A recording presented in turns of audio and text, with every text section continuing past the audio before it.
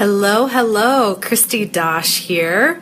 I haven't gone live on my personal page before, and I thought, what the heck, I'm always up for trying something new. I go live all the time in my group, the Visibility Workshop. I go live a lot in a great membership group I'm in called The Social Circle. I go live on my business page, but I've never actually tried going live on my personal profile. So I figured, what the heck, let's try it. I wanted to chat a little bit about how I have landed dozens of speaking gigs over the years through guest blogs. So I'm sure, as a lot of you know, I am a publicist and I help other people land things like guest blogs and podcast interviews and speaking gigs and TV appearances. And I always tell people I'm my own best case study because I did it for myself first before I ever did it for anyone else. I was landing that kind of stuff for myself, and really that's how I learned how to be a publicist. I'm totally self-taught. If you know me, you know that I started my career as a corporate attorney, which is obviously a long shot from being a publicist. I have a degree in politics. I have a law degree. Never imagined that my career would lead me to become a publicist. So I would love for you guys to say hi if you're here. I'm going to cheat and look on my phone because I'm recording on my iPad and I don't think that it is going to show me any of my messages. It has done nothing but betray me lately when it comes to actually showing me my comments on my lives when I'm inside my group. I thought maybe it would be different going live on my personal profile. I updated my Facebook app. I restarted my iPad because isn't that always how you fix everything? You just restart it. That's how I do it. So I will sneak and look at my phone so that I can see who's here and can say hi to you guys. So a lot of people come to me and want to know how to start landing speaking engagements. Whether you want to establish yourself as an expert or you want to sell copies of your book, you want to generate leads for your business, or a lot of people now want their entire career to be public speaking. They want to make a living off public speaking. I'm sure you've heard people talk about doing that. I do not make a living off of public speaking, but I make pretty decent money off of public speaking every year. And for me, it's been even more about being able to travel all over the country and never having to pay for my travel, getting to go to really cool places. I often get to take my husband with me. He's actually on the trip with me now. And I get put up in, great hotels, and I get to check out new cities and explore new places on top of getting paid to speak. And so I've really enjoyed being a public speaker, and I have been speaking now for 9 years. Started out speaking in college classrooms, not when I was a student, but afterwards once I was an attorney, and have really been able to grow that. Now I've spoken on dozens of college campuses across the country. Right now I am at the University of Florida, which happens to be my alma mater for law school. And just got done walking around campus for a little while. I'm like in a hotel room, so I'm sorry I don't have a better background than this. And I'm just trying to keep an eye on my phone too. If you guys are here, say hi. I would love to know who's here. I'm going to be speaking tomorrow. Oh, hi, Melinda. Okay, that's exciting. Now I saw your comment here on the iPad, Melinda, so I can stop looking at my phone now that I know the comments on here are going to work. So I'm speaking at the University of Florida School of Law tomorrow, which is my alma mater, and I'm going to be on a panel talking about sports law. I'm going to talk about my career in sports as a sports business analyst, where I looked into business and legal issues for ESPN. Hi, Noreen. And I'm really excited, obviously, to be back at my alma mater, but I have had the opportunity to travel to schools all across the country. And as a matter of fact, the last time I saw Noreen, I went to Tulane and spoke at their law school in New Orleans, and then I spoke at a travel writers conference, and that's where Noreen was. So I have gotten to do a good bit of speaking over the last now 9 years, and love it. And people come to me and they want to grow their speaking business. They want to get out there and speak more, even more so they want to get out there and get paid to speak. And I totally understand that. And, there's a lot of programs out there that teach you how to speak in terms of teaching you stage presence and speaking skills. Toastmasters, there's classes you can take in college. I've heard the John Maxwell programs are fantastic. But what I hear from people is that none of those programs or organizations really talk to you about how do you actually land speaking speaking gigs? How do you get them in the first place? Then how do you start getting paid for them? So I wanted to talk about that a little bit. Melinda said, come speak at OSU so we can have lunch. Melinda, OSU, you're near Ohio State, right? I want to make sure I'm thinking of the right school and not Oklahoma State or Oregon State. There's so many OSUs, but I think if I remember correctly, you are near Columbus. If I'm right and I'm remembering that correctly, I've already spoken there, but I would love to go back again. Yes, she says that's right. I spoke there pretty early on in my speaking career. It wasn't too long after I started dating my husband, so it was probably 2011 or 2012. I came and spoke to part of the sports management program there to some of the graduate students. So I would love to come back. Tell them to invite me. But I wanted to talk a little bit about how guest blogging and blogging in general have been such a huge part of me becoming a speaker and getting paid to speak and growing my profile as a speaker, because people come to me and they're like, I want to become a speaker and I want to start speaking more, and I want to do additional things with them as a publicist, like land them guest blogs and podcast interviews, and they don't always see how that all goes together. So I want to explain how guest blogging is the number one reason that I grew my career as a public speaker, and definitely a huge reason in why I get paid to speak now. And I remember, like I said, I'm speaking at the University of Florida Law School tomorrow. I remember the first law school that ever invited me to speak. And I speak at a lot of law schools now, particularly in the spring. They all have these sports law symposiums. I get invited to do a lot of them. I usually do 3 or 4 every spring, as much as I can manage to travel. This is the only one I'm doing this year because I've got so many other travel plans. But last year I did University of Virginia. I did University of Oregon last year. I've done quite a few schools over the years. I've gone to Ole Miss's law school. I've also done a lot of undergraduate programs, but gosh, for law schools, I've probably been to over a dozen law schools now and spoken, which is fun for me, having gone to law school. But I will never forget the first law school I was asked to speak at was Harvard Law School, which is huge because Harvard would have never let me into law school. I spoke at Harvard the spring of 2011. I graduated law school spring of 2007, so I was 4 years out of law school. I was a practicing attorney at the time, and I'm going to talk to you about how guest blogging led to that opportunity. But I remember sitting in a restaurant and checking my email. I think I was on a date with my now husband and checked my email, and I had this email from Harvard Law School inviting me to speak at their sports law symposium. If I had applied to Harvard Law School to go to school there, they would have laughed me out of the admissions office, people. I was never in the running to go to Harvard Law School. So to have them ask me to speak just 4 years after I graduated law school was such an honor and such an amazing experience. I will never forget it. I sincerely hope they invite me to come back again. They haven't, but so who knows? Maybe they weren't all that impressed with what I had to say that day. But I had such a fantastic time there. Hi, Carrie. Carrie is in my public speaking program right now, and if you're looking to up your game as a public speaker, become a better public speaker, and really learn those skills I talked about that you don't learn a lot of other places in terms of how to pitch yourself as a public speaker and how to start landing these speaking gigs, I would be more than happy to give you more information about that course that Carrie is in. But I want to talk about how guest blogging has led to so many of these opportunities, including that Harvard Law opportunity. So the reason the people at Harvard Law knew who I was to even invite me, at the time I would have been just shy of turning 30.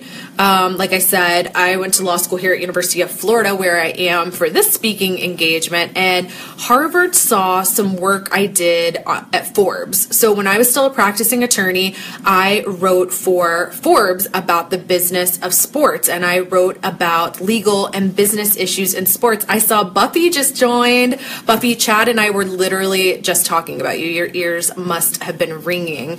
I'm sorry, he says burning. He corrected me. Yes, ears burning. That's right. I hear his phone dinging and I'm thinking ringing over here. So Chad says hi to Buffy. But Harvard found me because I was writing at Forbes. I was still practicing law full time, but I was guest blogging over on Forbes about business and legal issues in sports. And that's how the committee at Harvard Law School found me to invite me. So I don't know exactly how it went down, but I've talked to other people who have brought me in to speak, and they tell me certainly, as event organizers, if they can't think of people right off the top of their head, and certainly being active on social media, I've always in sports been very active on Twitter and being active by guest blogging and doing that sort of thing, and by being out there and constantly putting your expertise out there, people may notice you, and when they're putting together an event, your name immediately comes to mind. I've had that happen where people brought me in because they sort of already knew who I was. But also, they get out there and they're searching on Google. So let's say the committee has planned all these different panels they're going to have at this law school symposium, and they know they want to do a panel on, I think the one I was on at Harvard actually was paying college athletes. And that was something I had written about several times. And so if they had searched on Google, this topic of paying student athletes, my pieces probably would have come up pretty close to the top because I was writing for something like Forbes that's going to index pretty high in search engines anyway. So that's how they found me to invite me to speak at Harvard Law. And when I ask people now, when they invite me to speak at different things, they routinely tell me they either found me, it's mostly three places, okay? They found me on Twitter, on LinkedIn, or on Forbes, because I'm now back at Forbes writing for my second time. So I spent 2 years writing at Forbes before I got hired away from my law practice to go work at ESPN. And then now I've been back at Forbes for almost another 2 years. And guest blogging has been such a huge part of the speaking invites that I've gotten. Even for Twitter and LinkedIn, I wouldn't be as active on Twitter and LinkedIn if I wasn't guest blogging and didn't have that content to promote. So even when they say they found me on Twitter or on LinkedIn, it's probably because I posted something I wrote on Forbes, or I've written for Golf Digest, Sports Business Journal, FoxSports.com. I wrote a little bit for Bleacher Report, for SB Nation. In that industry that I was in, where I do a lot of my speaking in sports, I wrote for a lot of the top publications. Some of the time I wrote, I got paid very, very small amounts. Sometimes I got paid nothing. The first time I was at Forbes, I got paid zero. They didn't pay their contributors at all back then. They do now, but they didn't pay contributors at all back then. Hi, Tanya. My sister-in-law's on. That's always fun. This is the first time I've ever gone live on my personal page. I do it all the time in my private group, in other people's groups and masterminds. But I thought it would be fun tonight to jump on just on my personal profile, where I might get to talk to some of you who aren't inside my group, some of you who maybe aren't necessarily entrepreneurs and aren't interested in that kind of content that I have, but might be interested in speaking more.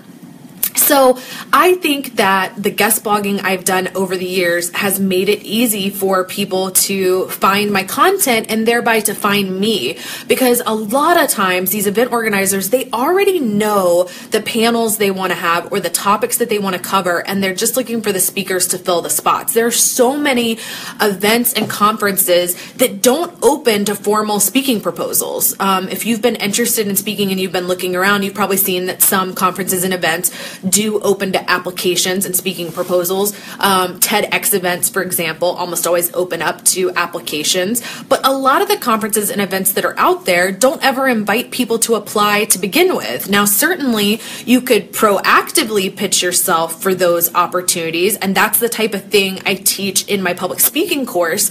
But by putting yourself out there and producing content around your area of expertise, whether that's writing guest blogs or it's doing podcast interviews, or it's, radio or TV or whatever it is, getting out there and being more visible for your area of expertise will lead more people to you. And then there's this domino effect. So once I spoke that first time at Harvard Law, I ended up on what I kind of call the sports law circuit. Okay, there's a group of us who constantly run into each other at these events. As a matter of fact, there is a guy on my panel with me tomorrow, Darren Heitner. We actually both went to UF for law school, but he was a couple of years behind me in age, and so we did not know each other when we were in law school. But we've been on panels all over the country together. We were at Oregon last year together. This is our second time being at UF together. I don't even know if I can name all the schools we've been on panels together. There was a gentleman who was on the panel with me named Mark Edelman, who was on the panel with me at Harvard, and I've been on panels with him in multiple places now too. So once you sort of get on the circuit in your niche, I think you'll find other people invite you to speak, because then what happens is your name is listed online for that conference. So like Harvard Law would have had their program up online. And then when other law schools are looking to fill their symposium and they're Googling these topics, they're coming up with that post Harvard Law put up, or they're looking to see who other schools have had come speak on these various topics. So if you really define your area of expertise and define your niche. So for me, within the business of sports, I mostly get brought in to talk about the business of college sports, particularly the business of college football, because that was sort of my emphasis. And when you nail down your niche, whatever it is, I mean, I have a client who her niche is plant-based skincare. You know, I have another client, her niche is vegan desserts. So when you figure out what your niche is, and then you start putting yourself out there and creating content people can publicly consume, guest blogs, podcast interviews, TV, radio, whatever you can think of, things that get you out there publicly, then these opportunities will start to arise for you. And it's not once. You know, I have clients and they'll do one guest blog on, you know, Entrepreneur or Fast Company or Forbes or whatever. And then they're like, where's all this stuff? Where's the paid speaking gigs? Where's the, you know, consulting? Where's the hundreds of people on my email list? You know, to me, publicity and these types of opportunities, it's not a short-term thing. This is a long-term goal. I told you I've been speaking for 9 years. I've written for Forbes for 4 years, and the only reason I had, it's 2 different stints. The only reason I had some time in between was because I went to work at ESPN during that time period, and they wouldn't let me write for Forbes. But, you know, I've spent 9 years essentially in this industry, and now, yes, I get paid thousands of dollars to speak. I get paid to travel all over the country. I get brought in for consulting gigs that can be thousands of dollars. You know, yes, now I'm an established expert in my niche and all those opportunities open up to me. It did not happen overnight. I try to be as transparent as possible. One guest blog is not going to get you all these things. So if you want to do more speaking, put yourself out there more. It's not just pitching for and getting free speaking gigs that might lead to bigger and better speaking gigs. It's just putting yourself out there, period. It's having ways for people to consume your content. And I think the more ways you give people to consume your content, the better. So don't just guest blog in multiple places. Use multiple different platforms. Use social media to promote that content once you have it, and don't just share it once. Strategically share it across time.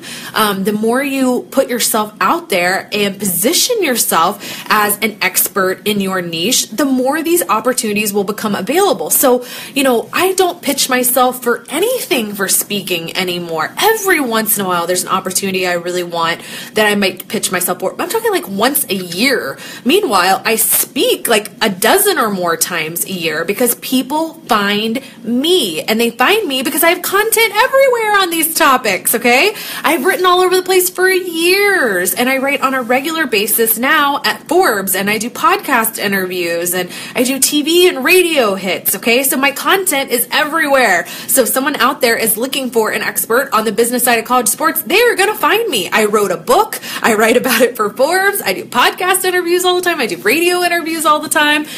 My content is out there for them to find me, and so they come to me and ask me to speak. And one speaking gig will lead to others. As a matter of fact, I'm speaking this summer at the biggest conference in college athletics, and I'm speaking to one of their groups called CABMA, which is their business officers. And I got that speaking engagement because the CFO at the University of Arkansas heard me speak when the University of Arkansas last fall brought me in to speak to their female staff. So I got brought in to talk about personal branding and to speak to their female staff. The CFO saw me speak, recommended me to CABMA, who's now bringing me in this summer to speak about how business officers and college athletic departments can deal with media requests for financial information. So it's not even the same topic that I talked about when this person saw me before. before, but they saw what I'm like as a public speaker, and so they felt comfortable recommending me for something else. And so there's a snowball or a domino effect, whatever you want to call it. So it's all about landing those first speaking engagements and getting that content out there so that people can find you and they can invite you, and you won't even have to do the work of pitching them. Certainly there are ways to get out there and pitch yourself too, but I've really found that guest blogging is a phenomenal way to build your profile as a public speaker and to get invites to come speak. You position yourself as an expert, and people want an expert at their conference or their event or to bring in to speak to their group. So I think if you've got the opportunities, or you make the opportunities to get out there and do things like guest blogging and podcast interviews and that sort of thing, the speaking engagements will come. I'm confident of that. If you have a well-defined niche and you're out there providing value on other platforms, the speaking gigs will come. Put the content out and they will come. If there's anybody left who wants to ask any questions about public speaking or about how blogging can feed into a speaking career, I would be happy to answer any questions you have. And if somebody happens to catch this on the replay and wants to ask anything, I would be happy to answer that too. I'm so excited you guys let me talk to you a little bit tonight about how guest blogging can feed your career or your ambitions as a public speaker.